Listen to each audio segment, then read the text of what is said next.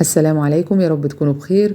النهارده ان شاء الله هنعمل مع بعض الطبق اللي انتوا شايفينه ده، واللي انا بعترف انه خدعني خدعة كبيرة جدا. ضيع تعبي ومجهودي ووقفتي في المطبخ طول النهار على الفاضي. ايه اللي حصل وازاي؟ هحكي لكم بقى واحنا شغالين في الفيديو مع بعض. بس تعالوا نشوف الوصفة دي بتتكون من ايه وبتتعمل ازاي. هنجيب حبتين من البتنجان الرومي. تقدري تزودي الكمية او تقلليها براحتك. هنقشره ونقطعه مكعبات مربعات، المهم الحجم ده يعني، او ممكن اصغر شوية مفيش مشكلة.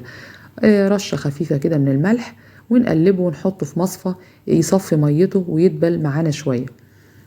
ونروح بقى نجيب بعد كده صاج الفرن، نحط فيه البتنجان وندهنه كده يعني بمسحة زيت او رشة حتى بالبخاخة بتاعة الزيت كده، ونقلبه تقليبة كويسة وندخله الفرن يتحمر ويستوي. هنجيب حبتين فلفل رومي نقطعه تقطيع وسط. بصلاية برضو حجمها صغير كده، يعني صغيرة او وسط، ونقطعها جوانح وننزل عليها بشوية فلفل اسمر، شوية ملح، ونسيبها تدبل شوية عشان ما تاخدش معانا وقت في السوى. 3 فصوص توم هنقطعها تقطيع صغير. ونروح بقى نجيب حاجة نحطها على النار، نحط فيها من 4 ل5 معالق زيت زيتون، وننزل فيها بقى بالثوم ياخد معاه اللون الاصفر الفاتح، وعليه البصل برضو ياخد اللون الاشقر كده. ننزل عليهم بالفلفل الرومي، ونقلبهم تقليبه ونغطيهم كده يدبلوا ويستووا. وفي نفس الوقت الفلفل بيبقى محتفظ بشكله اللي هو الفريش ده.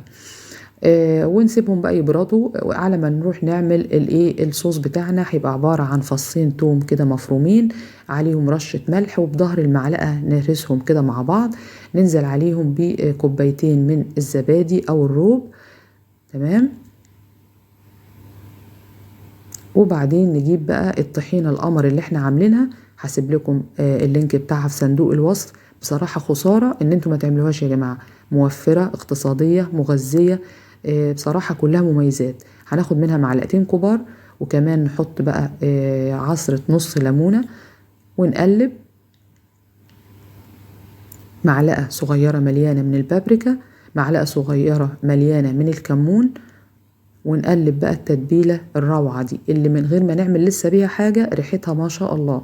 هننزل عليها بقى بالفلفل مع الثوم مع زيت الزيتون اللي بردوا خلاص، ونقلبهم. هيكون البتنجان خلاص اتحمر وجاهز زي الفل. هننزل بيهم بقى كلهم مع بعض كده وعلى طبق التقديم. الخدعة جت منين يا جماعة بقى؟ ان انا كنت عاملة الوصفة دي على اساس انها مقبلات او نوع من انواع السلطة، ومسميها بنت عم بابا غنوج. تمام. فوجئت انهم سابوا الاكل اللي انا واقفة تعبانة فيه طول اليوم وكلوا الطبق ده على انه هو الطبق الرئيسي. يا جماعة ده فيه كذا فيه كذا فيه. قال لك لا لا لا، ده مش ممكن، ده طعمها جميل جدا وما تتفوتش. وسابوا كل الاكل وكلوها وبالهنا والشفا. طبعا هي كانت تستاهل طعم وريحة صحية مغذية. ان شاء الله يا رب تعجبكم وتجربوها وتعجبكم جدا جدا وتعملوها اكتر من مرة. واذا عجبتكم ما تنسوش بقى تشتركوا في قناتي على اليوتيوب، مطبخ اماني شتا. مع السلامة.